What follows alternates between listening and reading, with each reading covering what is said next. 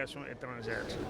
L'idée de cette rencontre, c'est de rassembler à une place les différents acteurs qui sont dans l'écosystème de l'industrie, du pétrole et du gaz, et choisir des thèmes de discussion assez importants qui sont des sujets de préoccupation des acteurs, et donc créer des panels autour de ces thèmes où des experts, des spécialistes, des professionnels du métier vont échanger.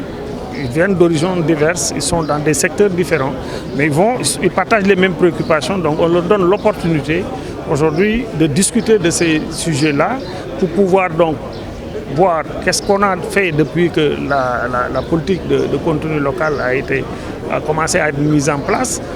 Quelles sont les contraintes et les difficultés qu'on rencontre dans la mise en œuvre de la politique et quelles sont les perspectives auxquelles nous devons nous préparer. Donc ils vont échanger autour de ces questions-là. Nous allons exploiter ces discussions, les résultats de ces discussions, et après l'événement, nous allons produire un document de synthèse qui permettra de voir tous ces aspects-là dont je viens de parler. Il y a également l'excellente opportunité qui leur est offerte aujourd'hui de faire des séances B2B. La salle qui est là devant moi, elle est aménagée pour des rencontres B2B, donc ils peuvent s'asseoir, discuter entre des opérateurs qui ont leur société, les banques qui financent ou des partenaires techniques et tout ça, donc ils pourront bâtir des partenariats. Oui, en fait, la première contrainte, c'était d'amener les acteurs à comprendre aujourd'hui ces nouvelles dispositions. Parce que les opérations ont commencé bien avant l'arrivée du contenu local, 2 ans avant. Donc nous, quand on arrivait, les gens avaient déjà leur habitude. Ils continuaient à dérouler leurs activités telles qu'ils ont l'habitude de le faire. Il fallait leur dire, mais écoutez, maintenant il y a de nouvelles dispositions qui exigent de vous un changement de paradigme. Vous allez changer vos procédures, vous allez intégrer la volonté politique de l'État qui est de faire du contenu local une réalité. Ce n'était pas évident, mais nous sommes parvenus à ce jour à amener tous les acteurs à comprendre ça. Si vous suivez bien un peu la progression, les 6 premiers mois du secrétariat technique ont été exclusivement consacrés au partage, à des séances de partage du cadre légal, donc d'échanger avec les différents acteurs. Ça a été consacré également à des descentes sur le terrain pour aller voir les entreprises locales qui sont ici, de quoi elles sont capables et tout ça. Et après, maintenant, nous sommes attelés à mettre en œuvre les dispositions du cadre légal. Et naturellement, quand on conçoit un texte, on le conçoit de manière idéale, c'est entre 4 murs. Mais quand on met en œuvre, on se rend compte de certaines difficultés. Cela nous a amené à prendre à notre niveau des dispositions légales dans le cadre de lignes directrices que nous avons conçues au niveau du secrétariat technique pour organiser la mise en œuvre pratique de ces dispositions-là.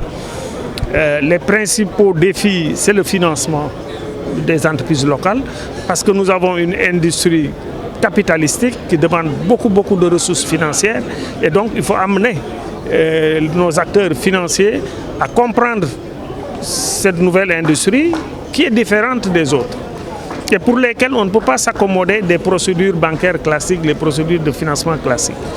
Il y a 2 contraintes majeures dans le financement, c'est la rapidité et l'allègement des garanties, parce qu'il n'y a pas de risque de non-paiement. Donc les garanties peuvent être donc allégées, la demande de garantie, mais il faut trouver les mécanismes pour mettre en place les financements très rapidement en 48 heures, 72 heures, pour que les entreprises ne soient pas retardées dans leur opération. Ça, c'est un défi. Il y a le défi du transfert technologique également, mettre les entreprises sénégalaises avec des entreprises étrangères, comme il est recommandé dans le régime mixte. Ça permet aux entreprises sénégalaises d'apprendre auprès de leurs homologues étrangères. Mais cela, comme vous le comprenez également, ça demande beaucoup d'investissement, beaucoup d'accompagnement. Il y a enfin, à côté de ce transfert de technologie, la capacitation des ressources humaines. La loi donne la préférence nationale dans le recrutement des travailleurs. Parce qu'à compétence égale, on veut que le Sénégalais soit recruté. Et quand ce n'est pas possible, on prend un étranger. Il faut concevoir un plan de succession pour montrer comment on va remplacer l'étranger par un national.